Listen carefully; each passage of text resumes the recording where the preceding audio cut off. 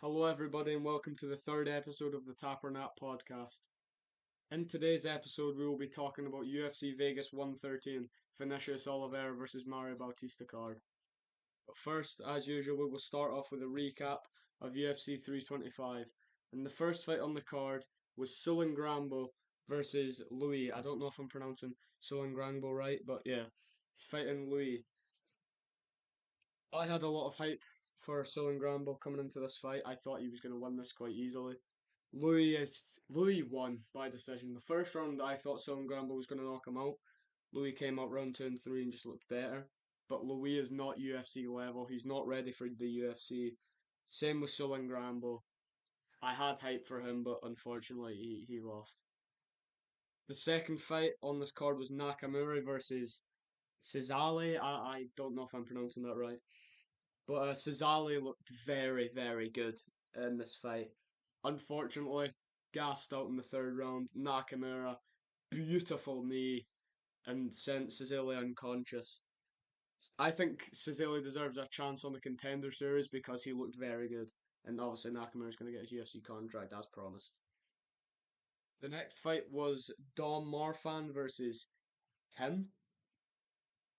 Kim came out in the first round with a game plan, and it was to take down Dom Marfan. I think the first round was a close round.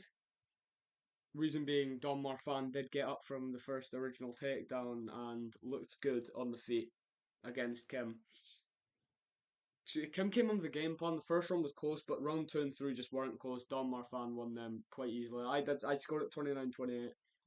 Yeah, very dominant performance from Don Marfan. Also had a lot of hype for Don Marfan coming into this fight. Yeah, so I'm gonna say that Don Marfan, he deserves the contract. Looked very good. The last fight on the early prelims was Yisa versus Can Offley. I usually watch streamers do watch alongs to like fight companions when I'm watching the UFC. The that I was watching this guy on TikTok is called Tolly MMA. His chat was going crazy after the decision because yes, I think Offley won round one pretty clearly.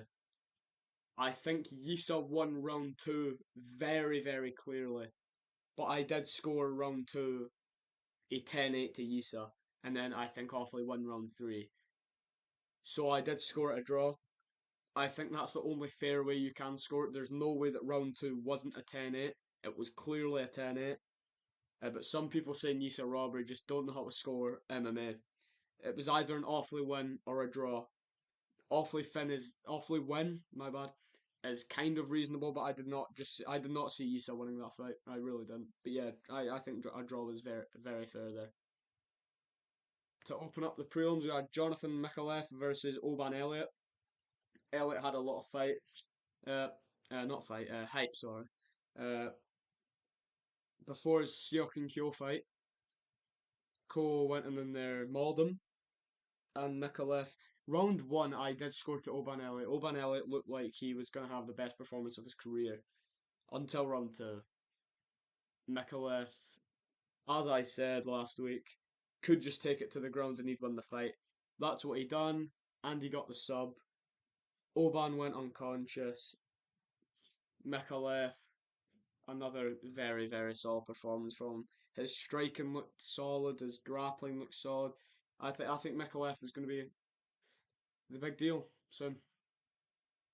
The next fight on the card was Therese Finney versus Jacob Malkoun. I don't want to talk about this much. Therese Finney needs cut now.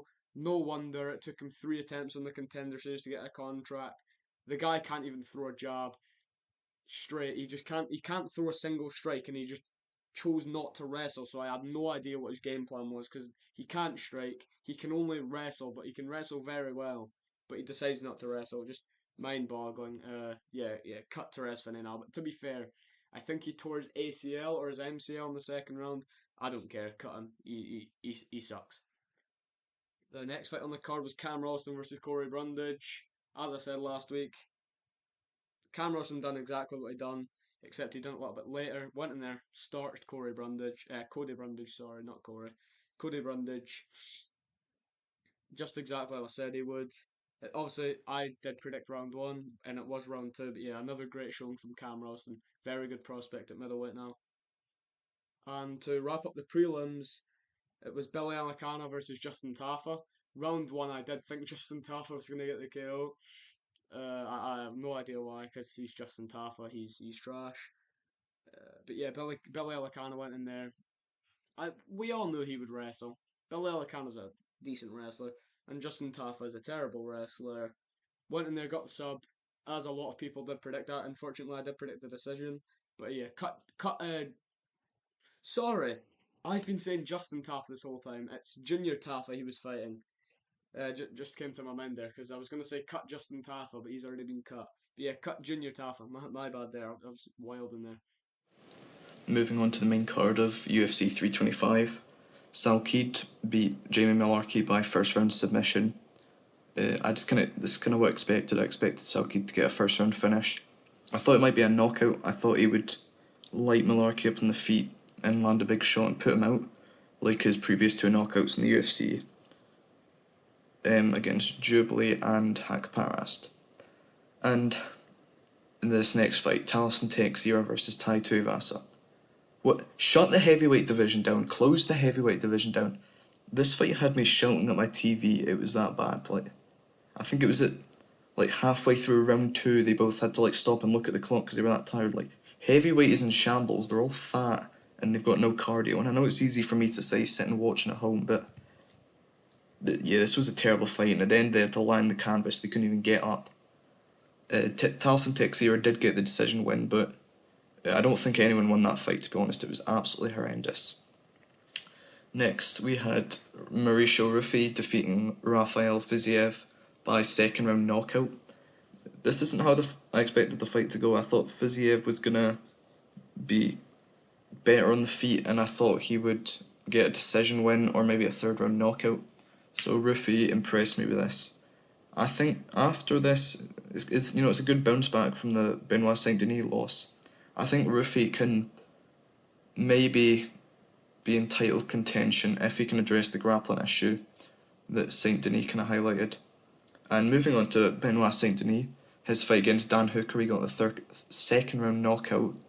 I think Herb Dean wanted Dan Hooker to die because he was getting ground and pound shots for about a minute straight without answering before the fight got stopped. But yeah, this is how I expected the fight to go for Saint Denis. I thought he was just going to use the grappling advantage and either get a ground and pound finish or a submission, which he did. Moving on to the main event, I was very pleased with this result. A big Volkanovski fan. He got the win against Diego Lopez by decision. It was I was disappointed with Lopez because I thought he was going to make some adjustments and come back stronger after the first fight. He fought like the exact same fight as the first fight. It went pretty much the same way. There was a good argument. It was 50-45 Volk. I gave round 2 to Lopez, so 49-46. But I was disappointed with Lopez, but the Volk has the belt. I'm not complaining. For my first prediction in the card, I'm taking Saigula by decision. I'm going to be honest, I've never heard of her. I'm just looking at the betting odds. She seems like the favourite, so taking her by decision. Next up, Wiklatz versus Gafurov. I want Gafurov to win because I don't like Wiklatz because he beat Pachimix, who I was kind of rooting for. But I think he does get the decision win, so Wiklatz by decision I'm taking. Next up, Kong Wang by decision. She's looked good in the UFC. I believe she's 3-1, yeah, 3-1. Her last 2 wins have been decisions, and I think that pattern's just going to keep going. I think she'll just outclass Wardamura and get the decision win. Next, I'm taking Javid Bashrat by decision. I think he's definitely the worst Bashrat brother out of the two, but Yanni Vasquez is not great, to be honest. I think Bashrat's just going to grapple him. I think he'll beat him on the feet too, and he will get the decision win. Next, I think Bruna Brazil, not sure how you pronounce it, will get a decision win over Ketlin Souza. Again, not really. I've heard of both these fighters, but I've not really watched them that much. I'm just taking Brazil as she's the betting favourite. Next up, I've got Varetinakinov by second round knockout.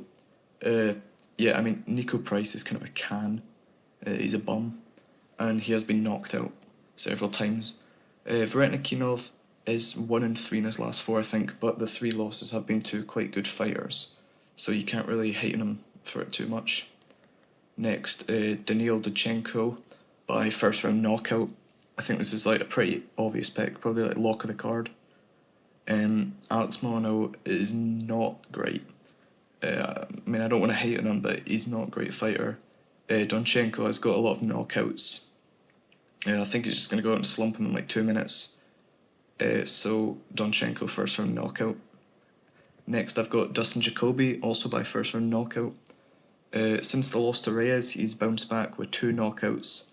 I think both in the first round, but I'm not sure. Uh, Julius Walker, I've not really.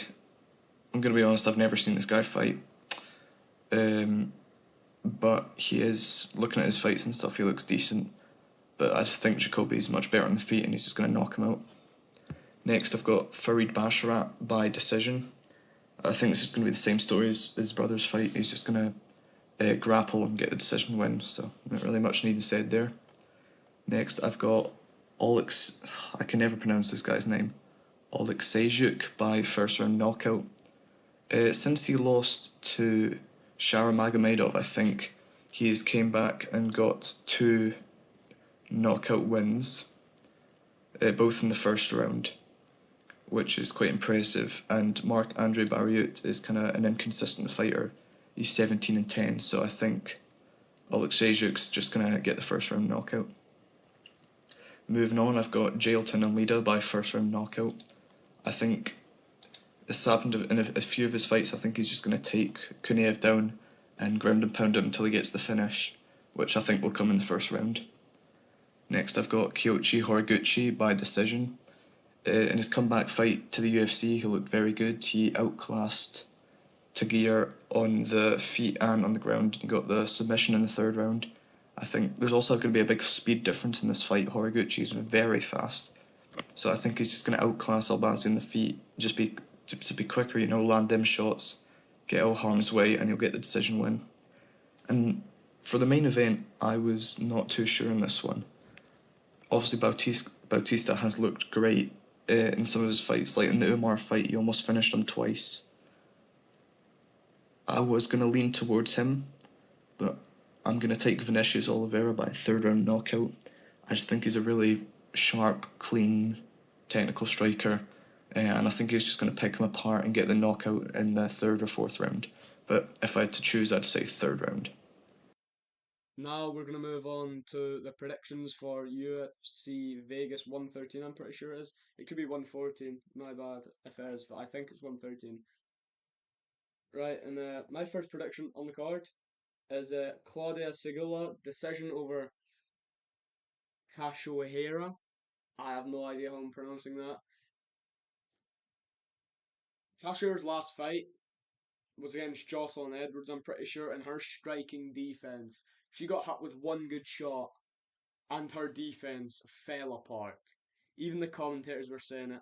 She's going to get knocked out within the next 30 seconds. 10 seconds later, Edwards starches her. Cachoeira's not good. Segula's not great either, but Segula has an okay amount of power. Not very good, an okay amount. But yeah, this is Segula decision easily. For the next fight on the card, I have a Jacob Welklatz decision over Moon Gafarov. Welklatz obviously last fight against his debut against Patchy Mix was boring. I scored at 29-28 for Mix. I think it was a clear robbery. I think Welklatz should be able to beat Moon Gafarov.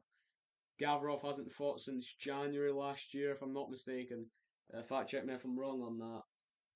But yeah, Wildcats is kind of a prospect, sort of. I think he gets it done though, using his wrestling.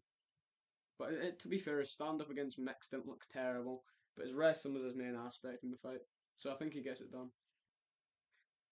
The next fight on the card, I have a Wang Kong decision over Eduardo Mura. Eduarda Mura, sorry, not Eduardo.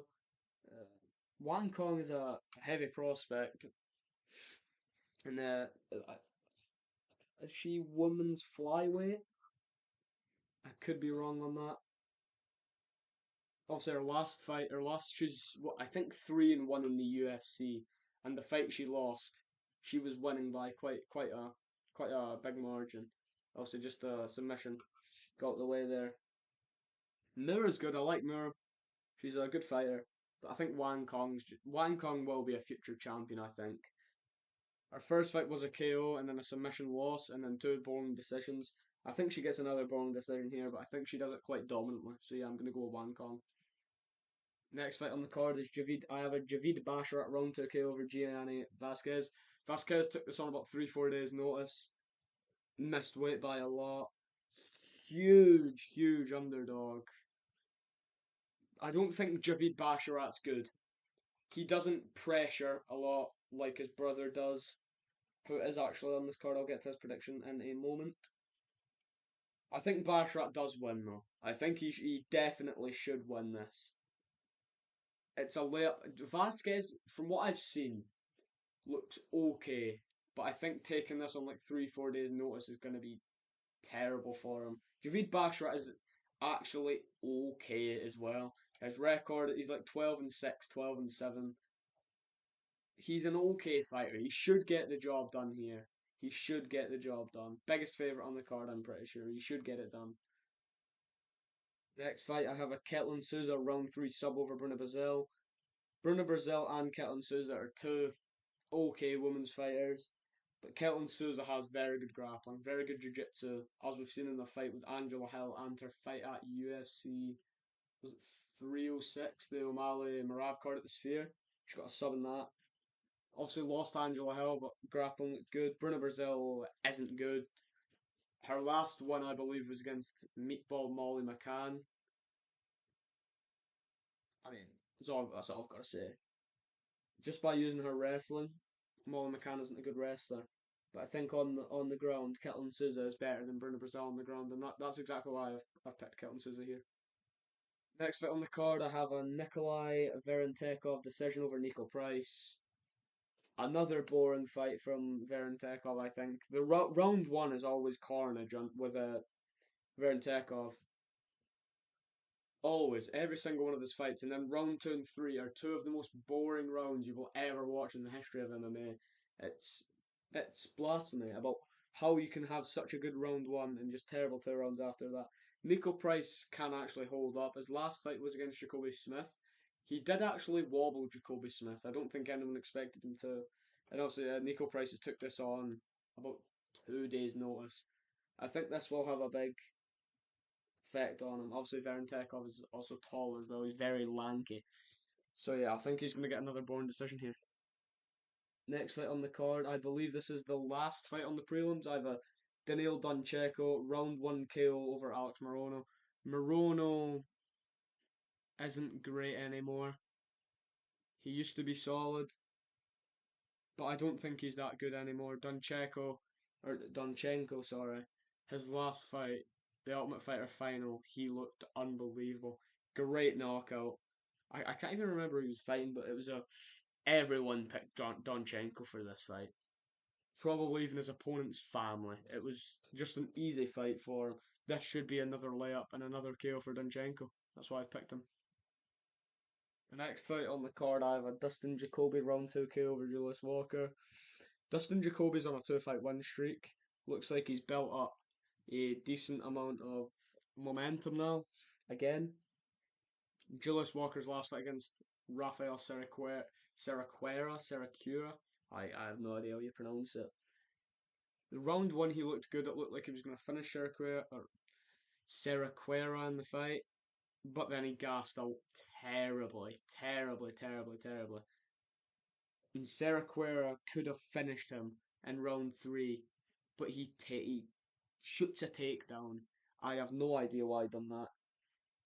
Julius Walker, he's okay in the first round, but he gasses out easily as we've seen in the last fight, and then that's why I think Jacoby will knock him out in the second round. The the next fight, I have a Farid Basharat decision over Jun Masamoto. I see a lot of people picking Basharat as their biggest lock on the card. I like Basharat. I think his striking is good. I think his grappling is good. I think he's very well rounded. I think Matsumoto's also very good. Don't get me wrong, Matsumoto is very good. I don't know why people are rolling him out so easily. His submission game looks okay. His striking's good. If he can keep it standing, I think he wins. But I think Freed Basharat's just gonna pressure him and get the takedowns and just out wrestle Matsumoto, and we'll eventually get the decision. Next fight, I have Mikhail Oleksujek decision over Marc-Andre Barriol. I was thinking about picking a KO here. The reason I picked decision is because Marc-Andre Barriol actually has a decent chin, or at least he used to. I still think his chin can hold up well Oleksujek. Oleksujek's on a two-fight win streak, I believe, with the fighting now. He's building up a nice little run in the UFC now. For the next fight, the future belt on the card, I'm going with a Jalton Almeida decision over Rizvan Kuniev. I think Kuniev looks like he's in good shape. Also, Almeida's the best grappler at heavyweight. I think we all know that. Best grappler.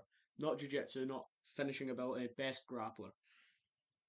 I think if Kuniev keeps this standing, he wins this fight quite easily. Almeida's stand-up, we know, isn't great. But we also know that Kuniev's grappling isn't great. I just think Almeida is too strong for Kuniev. I think this isn't the right fight for Kuniev. He got Blades, who's ranked 4. I think he won, but he got robbed. But I don't think he deserves someone like Almeida, who, in my opinion, just beat Volkov and should be fighting for the title next after Gan, obviously. I just think this is a rush. I think he should have gotten someone like a Sergey Spivak kind of fighter, just a free win really, because Spivak should be a layup for him. But yeah, I'm taking Almeida just purely off of his grappling. For the co-main event, I have a Kyoji Horiguchi round 2 over Amir Albazi. Albazi's last fight, like a year ago and 3 months, a year and 3 months ago, his cardio didn't look good, and we know how good Horiguchi's gas tank is and how fast Horiguchi is. He's like 36 years old, and he's probably top 3 at flyweight in terms of speed. He's very fast. He's just gonna, don't know the word to use, but his gas tank's just way better than Albazi. He's gonna like out out cardio him or whatever. I don't know what you call that. And since he's just so fast, he's just gonna piece up Albazi with a couple punches and eventually knock him down, maybe unconscious. Because I do not rate Albazi whatsoever. I think he's only high in the rankings because of a robbery against Kai Kara France. I think this is an easy win for Horiguchi. For the main event, I have a Vinicius Oliveira decision over Mario Bautista. I think this is a very, very good fight. Beautiful matchmaking from the UFC here. I think Bautista, I still hate him for what he done to Jose Aldo. Just terrible. You just shouldn't be doing that as an MMA fighter. Vinicius Oliveira is good. His striking is very good. Very slick. Very nice. Very good striking matchup here. But if Vinicius Oliveira is losing the fight, I think he could go to the mat. I think his grappling is actually somewhat okay.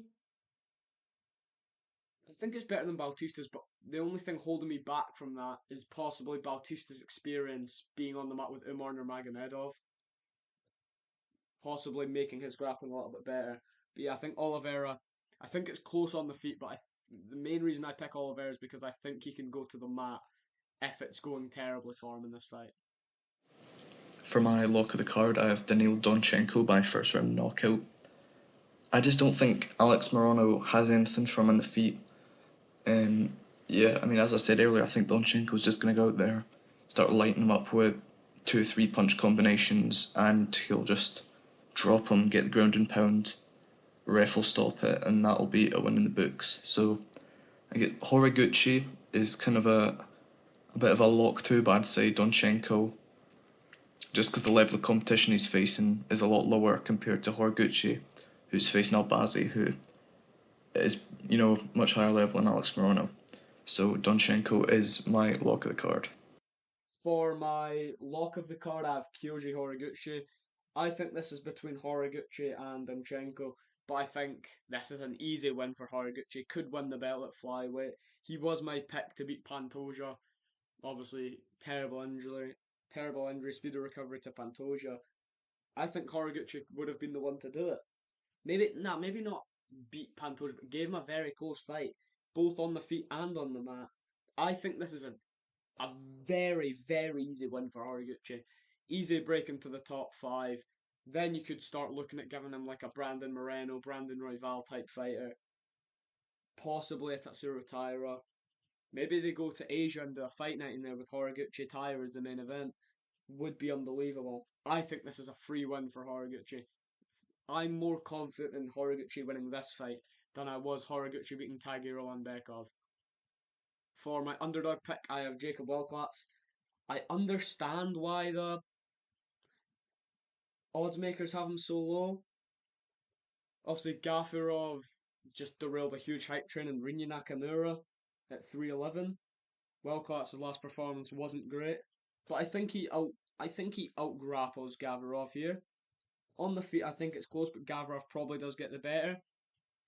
But I think Wilclatz takes it to the mat, gets a nice decision here, but probably a boring fight. For my underdog pick, I also have Jakob Wiglatz. To be honest, this is probably going to be a snooze fest. Wiglatz could well just lie on top of him for 15 minutes. He's just going to try and. I think he's got a pretty big grappling advantage, and he's just going to try and exploit that and just lie on top of him to get the decision win. So yeah, he is my underdog pick. For my fight of the night, I have the main event. As I said, this is an unbelievable fight on the feet. Both very, very good strikers. Both solid grapplers. As I said, Bautista may have improved of his grappling just because of being on the mat with Umar Nurmagomedov, the best grappler in the division. Him or Merab, definitely. And obviously, Umar shared the mat with Merab, so I think he learned a lot of that. And then his fight after Merab was against Bautista, so I think Bautista possibly learned some things off Umar there. I think this is close. I think it's going to be a banger fight, though. It's just going to be an all-out war at bantamweight. I think Bautista has something to prove still, obviously after the Aldo incident, and I think this is where he does it.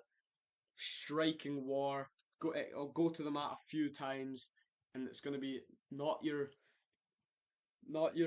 standard boring grappling match. I think this is going to be very good on the feet and on the mat. For some fights that have just been announced, Lonnie Kavanagh versus Brandon Moreno. I have no idea where this has been announced. So yeah, Kavanagh's in camp, but he's just came off a loss, getting slumped by Charles Johnson, and then giving him Brandon Moreno, a former champion who's been in like what 5 title fights.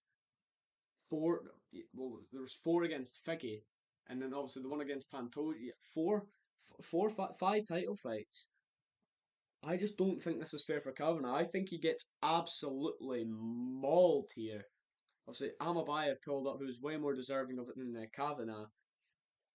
I like Kavanagh. I've been on this hype train for a while. I think if you give him a year or so to improve, he could beat Moreno, but I think he gets mauled in this fight.